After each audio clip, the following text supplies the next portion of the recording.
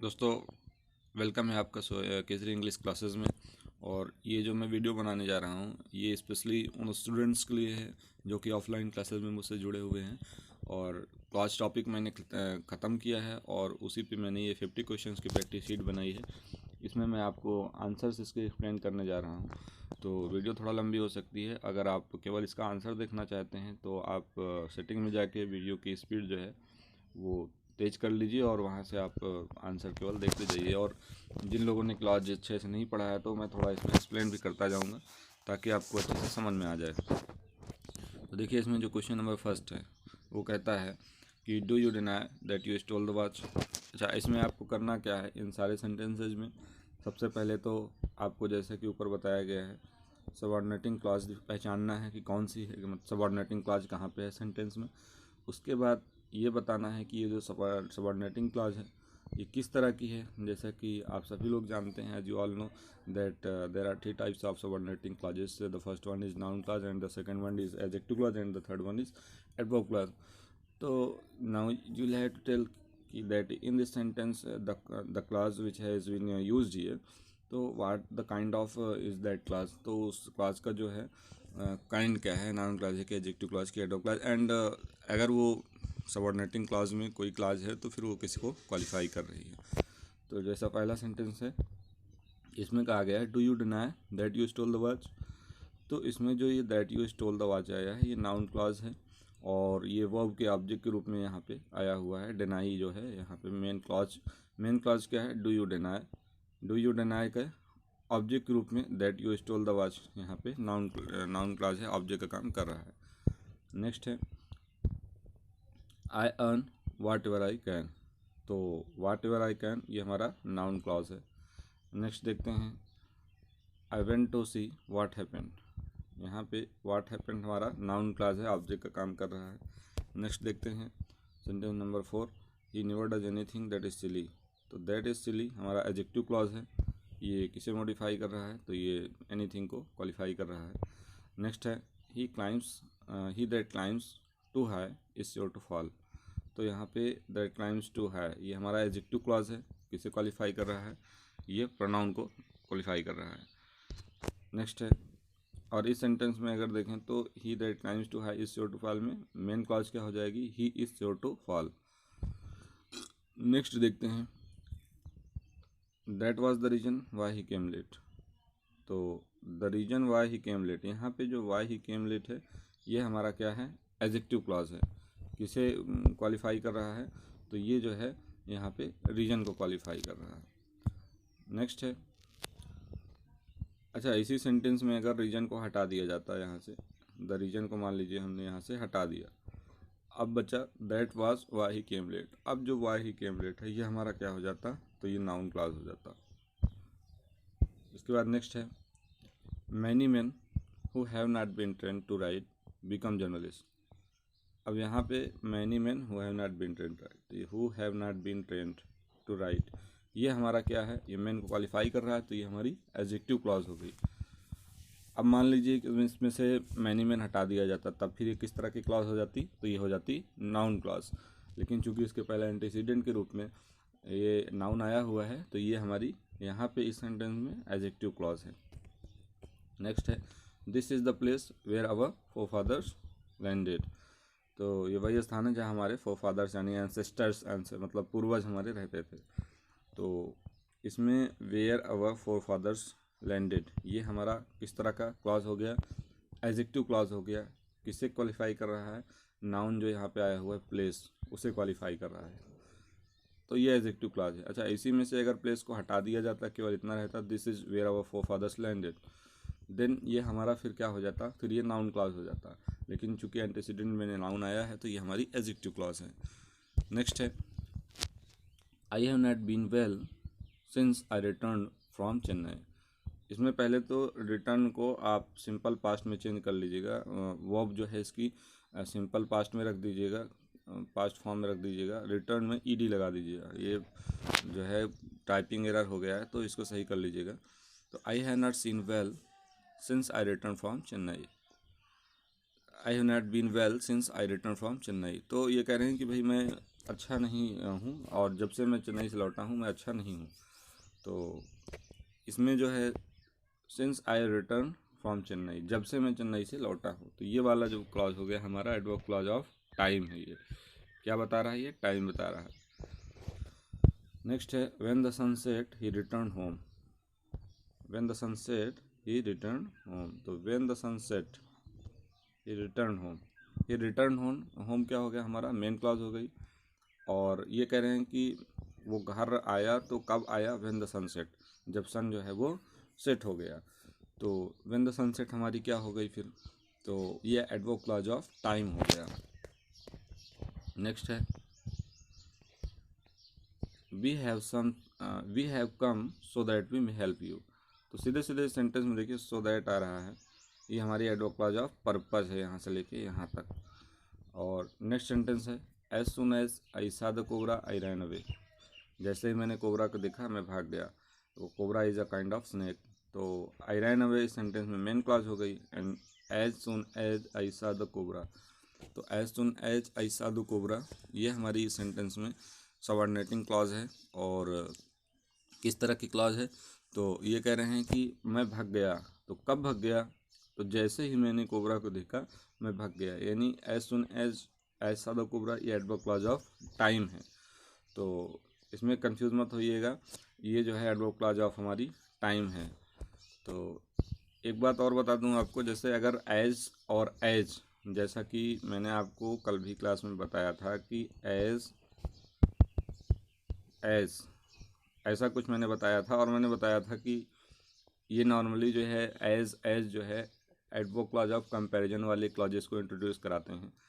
तो अगर कंपैरिजन वाले क्लॉजेस को इंट्रोड्यूस कराएंगे तो यहाँ पे जो भी वर्ड रहेगा और इसको मिला के पूरा हमको ये बात समझ में आ जाएगी कि ये कंपैरिजन के लिए सेंटेंस में यूज हो रहे हैं। सेंटेंस के जब सेंस लाएंगे तो समझ में आ जाएगा कंपैरिजन के लिए यूज हो रहे हैं। अगर अदर तरीके से किसी और तरीके से यूज हो रहे हैं तो सेंटेंस से समझना पड़ेगा हमको कि क्या यहाँ कंपैरिजन बताया जा रहा है। तो जैसे इस सेंटेंस में अगर आप ये दिमाग में कहीं आ जाए कि कहीं ये तो एडवर्ब क्लॉज ऑफ कंपैरिजन तो नहीं है, तो सेंटेंस अगर समझेंगे तो हमें समझ में आ जाएगा कि ऐसी कोई बात नहीं बताई जा रही इसमें कंपैरिजन वाली।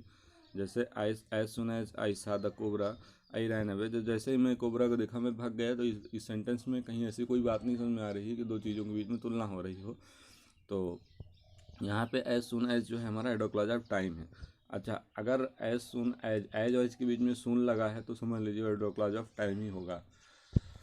और नेक्स्ट सेंटेंस है अगर एज और एज के बीच में फास्ट लगा होता, तो एज सुन एज और एज के बीच में अगर फास्ट लगा है तो वो नॉर्मली फिर एडवर्ब क्लॉज ऑफ मैनर बन जाते हैं।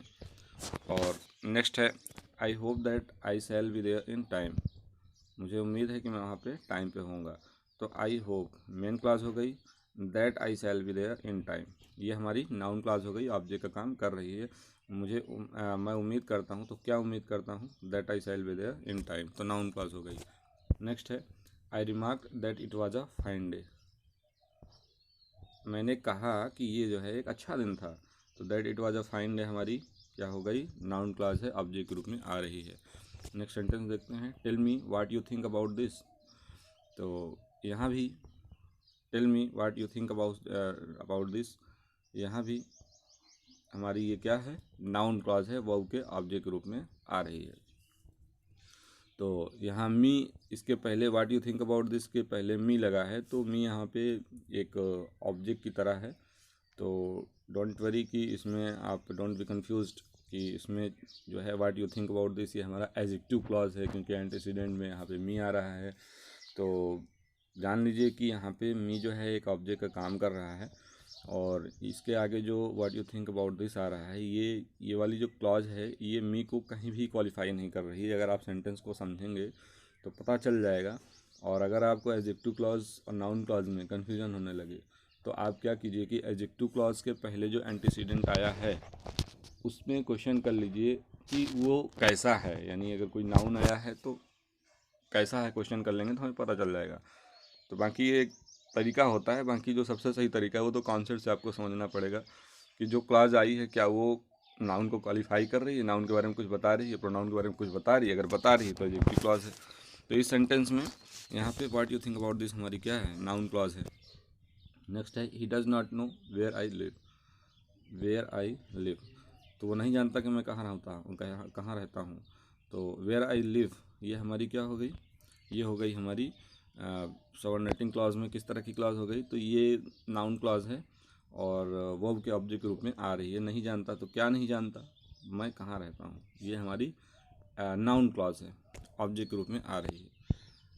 नेक्स्ट है tell me why you did this, तो सीधे सीधे वाई यू डिड दिस ये हमारी नाउन क्लॉज है, ऑब्जेक्ट का काम कर रही है। अगर इसी में tell me why you did this की जगह हो जाता tell me the reason why you did this, तब वाई यू डिड दिस क्या हो जाता, एडजेक्टिव क्लॉज हो जाता। नेक्स्ट है just as he entered the room the clock struck, जैसे ही उसने रूम एंटर किया घड़ी ने बजा दिए, यानी कुछ बजाए होंगे, 5 बजाए होंगे, 6 बजाए होंगे, कुछ बजाया होगा। तो द क्लॉक स्ट्रक ये मेन क्लॉज हो गई, तो घड़ी ने बजा दिए, तो कब बजा दिए, just as he entered the room, जैसे उसने रूम में एंटर किया घड़ी ने बजा दिए। तो यहाँ पे just as he entered the room हमारा एडवर्ब क्लॉज ऑफ टाइम है। नेक्स्ट है I have put it where I can find it again, तो where I can find it again ये हमारी किस तरह की क्लॉज हो गई, तो ये कह रहे हैं कि पहले सेंटेंस समझ लें कि आई हैव पुट इट मैंने इसे रख दिया है, और कहाँ रख दिया है, where I can find it again जहाँ मैं इसे आसानी से पा सकूँ। तो रख दिया है तो कहाँ रख दिया, जहाँ मैं इसे आसानी से पा सकूँ, तो ये वाली जो क्लॉज है एडवर्ब क्लॉज ऑफ प्लेस है। नेक्स्ट है he runs in the morning so that he may live a long life, तो he runs in the morning वो सुबह दौड़ता है, सो दैट तो पर्पस सीधे सीधे आ गया, तो सो that he may live a long life, तो सुबह दौड़ने का उद्देश्य क्या है, पर्पस क्या है, ताकि वो एक लंबी लाइफ जी सके। तो ये वाला हमारा एडवर्ब क्लॉज ऑफ पर्पस हो गया।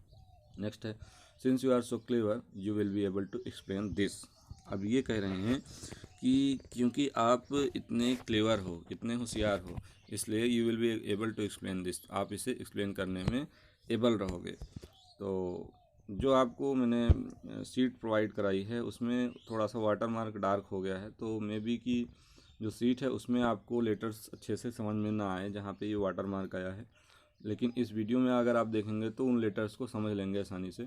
और वैसे भी मैं ओरली उन्हें बोल भी रहा हूँ, तो आप उसे वहाँ पे जो स्पेस है वहाँ कहीं लिख लीजिएगा, ताकि बाद में अगर आप प्रैक्टिस शीट देखें तो आपको समझ में आ जाए। तो since you are so clever you will be able to explain this, तो ये कह रहे हैं कि क्योंकि आप इतने क्लेवर हो इसलिए आप इसे एक्सप्लेन करने में एबल रहोगे। तो ये हो गई हमारी you will be able to explain this main clause.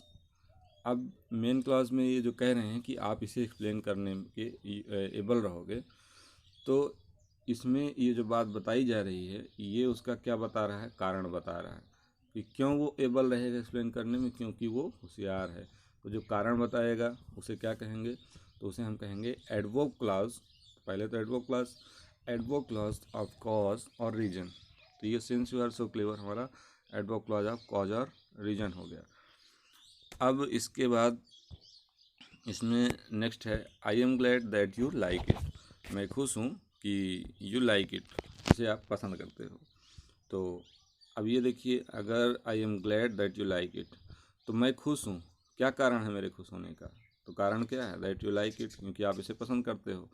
तो दैट यू लाइक इट हमारा एडवर्ब क्लॉज ऑफ रीजन या कॉज, कारण बताने वाली क्लॉज हो गई। तो का adverb clause of cause and consequent दो चीज़ें हैं, यानी एक कारण और एक परिणाम, इनमें कन्फ्यूजन होता है। तो as I earlier told you in the class that if there is an adverb clause of purpose consequence, तो अगर consequence वाली adverb clause है तो वो क्लॉजेस नॉर्मली दैट से शुरू होती हैं, और उसके पहले जो मेन क्लॉज होती है उसमें प्रीसीड करता है उनको कौन, तो सच और सो ये उनको प्रीसीड करते हैं। ये आपको अलग देखने को मिल जाएगा। और रही बात और ज़्यादा अंतर की, तो वो फिर कॉन्सेप्ट आपको जैसा बताया गया कि मेन क्लॉज में जो काम होता है, मेन क्लॉज में काम होने का जो कारण होता है, तो वो जो एडवर्ब क्लॉज ऑफ रीजन और कॉज होते हैं वो मेन क्लॉज में होने के कारण को बताते हैं। तो इसे समझने के लिए हम देख लें मेन क्लॉज कहाँ पे है, और मेन क्लॉज में जो बात बताई गई है, क्या जो आगे क्लॉज आ रही है उसके लिए सबऑर्डिनेटिंग क्लॉज क्या वो जो क्लॉज है आगे आ रही है वो मेन क्लॉज में होने वाले कारण को बता रही है? क्या मेन क्लॉज में होने वाले जो कार्य हुआ है क्या वो आगे आने वाली क्लॉज उसके उद्देश्य को बता रही है? क्या मेन क्लॉज में जो कार्य हुआ है उसको आगे आने वाली जो सबऑर्डिनेटिंग क्लॉज है वो क्लॉज क्या उसके परिणाम को बता रही है? तो परिणाम बता रही है तो कॉन्सिक्वेंस, और नहीं तो कारण, और या तो फिर सो दैट लगा है तो पर्पस। नेक्स्ट है he run since you are so clear you will be able to, ये हो गया I am glad that you like it. तो यहाँ भी दैट यू लाइक इट ये हमारा क्या हो गया, मैं खुश हूँ, दैट यू लाइक इट क्योंकि आप इसे पसंद करते हो। तो भाई मेरे खुश होने का कारण क्या है कि आप इसे पसंद करते हो, तो ये एडवर्ब क्लॉज ऑफ कॉज और रीजन हो गया। नेक्स्ट है आई did not buy it because I did not like the look of it. तो देख लीजिएगा वाटर मार्क उसमें डार्क है, आई did not like the look of it यहाँ पे लिखा हुआ है।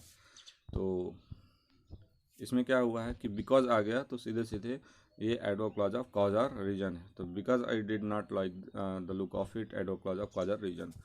एंड मेन क्लॉज क्या हो गई, I did not buy it. Next है unless you work harder you will fail. तो अनलेस यू वर्क हार्डर यहाँ तक हमारा एडवर्ब क्लॉज ऑफ कंडीशन हो गया। अनलेस हो गया, इफ़ हो गया, वेदर हो गया, ऑन कंडीशन दैट हो गया, सपोज दैट हो गया, ये सब क्या है एडवर्ब क्लॉज ऑफ कंडीशन है। अगर इस तरह के कनेक्टिंग वर्ड्स ये वाले जो हैं ये अगर इंट्रोड्यूस कराते हैं क्लॉजेस को तो नॉर्मली वो clauses are adverb clause of condition. तो यहाँ भी हो गया। नेक्स्ट है he is such a good man that all respect him. तो he is such a good man, वो इतना अच्छा आदमी है कि दैट ऑल रेस्पेक्ट हिम। तो देखिए जो ये अच्छा आदमी है यानी वो इतना अच्छा आदमी है कि इसके अच्छा आदमी होने का परिणाम क्या निकला, दैट ऑल रेस्पेक्ट हिम, सभी उसकी रेस्पेक्ट करते हैं। तो एक तो कॉन्सेप्ट का तरीका हो गया कि वो इतना अच्छा आदमी है, अच्छा आदमी होने का परिणाम क्या हुआ कि सभी उसकी रिस्पेक्ट करते हैं। तो ये हमारा कॉन्सिक्वेंस है, एडवर्ब क्लॉज ऑफ कॉन्सिक्वेंस। और दूसरा ये हो गया कि दैट इंट्रोड्यूस करा रहा है इस क्लॉज को, इसके पहले प्रीसीड कौन कर रहा है, सच। तो मैंने बताया कि दैट इंट्रोड्यूस कराएगा और प्रीसीड सच या सो करेगा, तो फिर ये वाली जो क्लॉज हो जाएगी इसे हम क्या बोलेंगे, फिर इसे हम बोलेंगे कॉन्सिक्वेंस वाली क्लॉज, यानी परिणाम बताने वाली क्लॉज।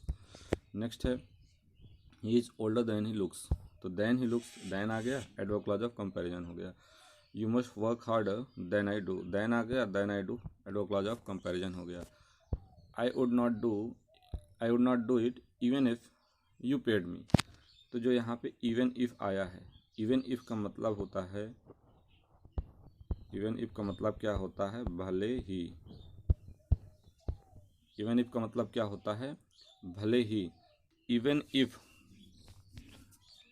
इवन इफ़ तो वो वाला है एडवर्ब क्लॉज ऑफ कंसेशन वाला, दो, ऑल दो, इवन इफ़, ये हमारा एडवर्ब क्लॉज ऑफ कंसेशन वाले हैं। तो इसमें थोड़ा सा देख लीजिएगा, adverb clause of concession even if you paid me, ये हमारा क्या हो गया, एडवर्ब क्लॉज ऑफ कंसेशन और सपोजिशन ये हो गया। और इसके अलावा इसमें I would not do it ये हमारी मेन क्लॉज हो गई। And even if you paid me adverb clause of concession और सपोजिशन हो गया। We so that we may reap, तो सीधे सीधे so that we may reap, तो सो दैट आ गया तो एडवर्ब क्लॉज ऑफ पर्पज हो गया। नेक्स्ट देखते हैं I make friends wherever I go. तो वेर एवर आई गो ये क्या बता रहा है, एडवर्ब क्लॉज ऑफ प्लेस बता रहा है। ये कहता है मैं दोस्त बना लेता हूँ, तो कहाँ बना लेता हूँ, जहाँ भी मैं जाता हूँ, तो एडवर्ब क्लॉज ऑफ प्लेस हो गया। नेक्स्ट हो गया he labours so that he may become rich. वो लेबर करता है ताकि वो रिच हो सके, तो सो दैट सीधे सीधे आ गया। तो यहाँ से यहाँ तक adverb clause of purpose. He came in while I was out, तो वो अंदर आया कब आया, जब मैं बाहर था। तो अंदर आया कब आया, जब मैं बाहर था, तो एडवर्ब क्लॉज ऑफ टाइम हो गया। नेक्स्ट देखते हैं he wept as if he had been a child. वो रोया जैसे कि वो एक बच्चा था। तो as if he had been a child, तो कैसे रोया, जैसे कि वो एक बच्चा था, तो एडवर्ब क्लॉज ऑफ मैनर बताता है। तो इसको मैं बता देता हूँ कि एज इफ एंड एज दो, एज इफ और एज दो, इन दोनों का मतलब होता है जैसे कि, मानो। इन दोनों का मतलब जो होता है वो होता है जैसे कि, मानो। और ये जब किसी क्लॉज को इंट्रोड्यूस कराते हैं तो मान लीजिए कि वो एडवर्ब क्लॉज ऑफ मैनर ही होंगे।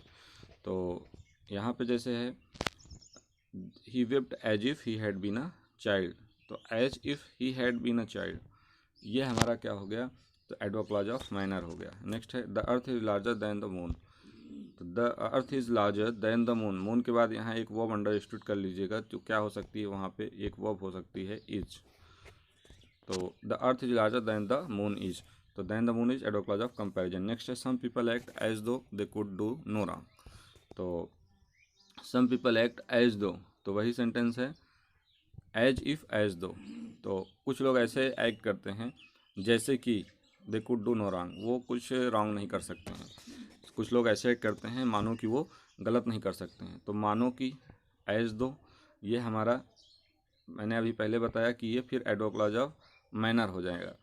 कैसे एक्ट करते हैं, जैसे कि वो कुछ गलत नहीं कर सकते, तो as though they could do no wrong, adverb clause of manner.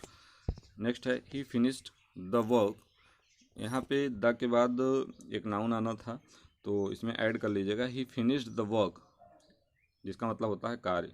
He finish the work as soon as the clock struck 5, जैसे ही घड़ी ने 5 बजाया उसने अपना काम ख़त्म कर लिया, तो he finish the work main clause हो जाएगी, as soon as the clock struck 5 ये हमारी हो जाएगी एडवर्ब क्लॉज ऑफ टाइम, कब ख़त्म कर लिया काम, तो जैसे ही घड़ी ने 5 बजाए, तो एडवर्ब क्लॉज ऑफ टाइम हो जाएगा।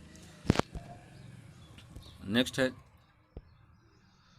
दे were commanded to wait till the signal was given, मैंने बताया टिल, अनटिल, आफ्टर, बिफोर, ये सब क्या है एडवर्ब क्लॉज ऑफ टाइम को इंट्रोड्यूस कराते हैं, तो ये हमारी एडवर्ब क्लॉज ऑफ टाइम हो जाएगी। और वैसे भी क्वेश्चन करेंगे दे वर कमांडेड टू वेट, वो इंतजार करने के लिए उन्हें कमांड किया गया था, तो कब तक इंतजार करने के लिए कमांड किया गया था, till the signal was given, तो ये हो गया ये वाला क्वेश्चन। नेक्स्ट क्वेश्चन देखते हैं, question number 38, I do not know how can I deal with this rascal, तो I do not know how can I deal with this rascal, तो ये हमारी किस तरह की क्लॉज है, ये कह रहे हैं कि मैं नहीं जानता कि इन रास्कल से कैसे डील करूं, तो ये हमारी नाउन क्लॉज है, वर्ब के ऑब्जेक्ट के रूप में आ रही है, और क्वेश्चन भी करेंगे क्या नहीं जानता, तो how can I deal with this rascal, this will be the answer of this question, तो यहाँ पे हमारी नाउन क्लॉज है एंड यूज़ किस तरह की गई है, तो ऑब्जेक्ट रूप में की गई है। नेक्स्ट सेंटेंस देखते हैं, दे गेस्ड व्हाट ही मींट, उन्होंने गेस किया जो कहना चाहता था, उन्होंने गेस कर लिया, तो गेस व्हाट, तो what he meant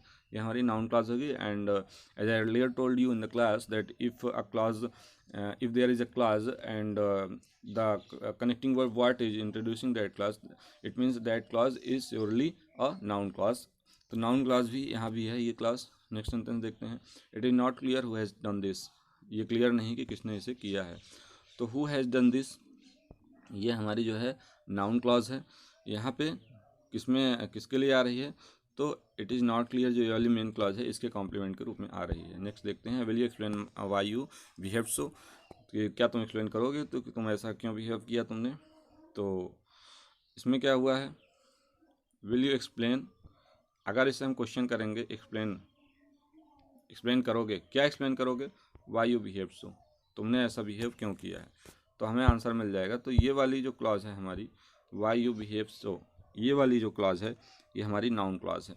next sentence देखते हैं, sentence number 42, ask if dinner is ready, तो उससे पूछो कि क्या डिनर रेडी है, तो ध्यान दीजिएगा इफ़ वाली क्लॉज में मैंने बताया था कि इफ़ क्लॉज का यूज़ दो तरीके से होता है, एक नरेशन वाले में जो इनडायरेक्ट स्पीच होता है उसे डायरेक्ट में बदलते समय, जो इनडायरेक्ट में अगर एसनोटाइज सेंटेंस हो जाए तो डायरेक्ट में बदलते समय उसे इफ़ कर दिया जाएगा, तो ध्यान दीजिएगा एक तरीका वो और एक ये, तो मैंने अंतर करने का तरीका क्लास में बता दूँ, तो आई होप आप समझे होंगे और यहाँ पे आप बता ले जाएंगे। तो यहाँ भी ask if dinner is ready, उससे पूछो क्या डिनर रेडी है, तो पूछो क्या, पूछो क्या डिनर रेडी है, तो ये हमारी नाउन क्लॉज हो गई यहाँ पे, if dinner is ready noun clause हो गई। नेक्स्ट है आई asked him if he had done his homework, मैंने उससे पूछा कि क्या उसने अपना होमवर्क कर लिया था, तो if he had done his homework, यहाँ भी ये वाली जो क्लॉज है वो हमारी नाउन क्लॉज है। नेक्स्ट सेंटेंस देखते हैं, how it all happened is known to me, ये वाली है हाउ इट ऑल हैपेंड, ये हमारी नाउन क्लॉज है, वर्ब के सेंटेंस में सब्जेक्ट के रूप में काम कर रही है। नेक्स्ट देखते हैं, that will succeed is certain, इसमें भी that he will succeed is certain, ये हमारी नाउन क्लॉज है। नेक्स्ट देखते हैं, he could not answer the question that I asked him, तो he could not answer the question that I ask him, that I ask him ये question के लिए आ रहा है, हमारी क्या हो गई फिर ये एडजेक्टिव क्लॉज हो गई। नेक्स्ट है the moment which is lost for ever, तो विच इज़ लॉस्ट किसके लिए आ रहा है, मोमेंट के लिए, तो ये हमारी एडजेक्टिव क्लॉज है। नेक्स्ट है he we obeyed the order that the teacher gave us, order के लिए यहाँ पे क्या आ रहा है, that the teacher gave us, it means this clause is an adjective clause. Next है we love those who love us, यहाँ पे जो हु आ रहा है, हु लव अस किसके लिए आ रहा है, दोज के लिए, it means this clause is an adjective clause and here this clause is qualifying those. Next है I know the person who is sitting there, I know the person who is sitting there, ये हमारी किस तरह की clause इस sentence में person को qualify कर रही है, it means this clause is an adjective clause, ये हमारी यहाँ पे एडजेक्टिव क्लॉज है और क्वालिफाई किसे कर रही है, पर्सन को। अब मान लीजिए यहाँ से पर्सन को हटा दिया जाता, यहाँ से पर्सन को हटा दिया जाता और केवल इतना रहता I know who is sitting there, तब फिर ये क्या हो जाती, तभी हमारी हो जाती नाउन क्लॉज। लेकिन चूंकि अब यहाँ पे एंटीसीडेंट में एक नाउन आया हुआ है तो ये हमारी क्या हो जाएगी, एडजेक्टिव क्लॉज हो जाएगी। तो ये हो गए 50 क्वेश्चंस। आई होप कि जो मैंने आपको आंसर्स किए आपने अच्छे से समझा होगा। तो आज की वीडियो में यहीं तक। Okay, thanks for watching full video and have a good day.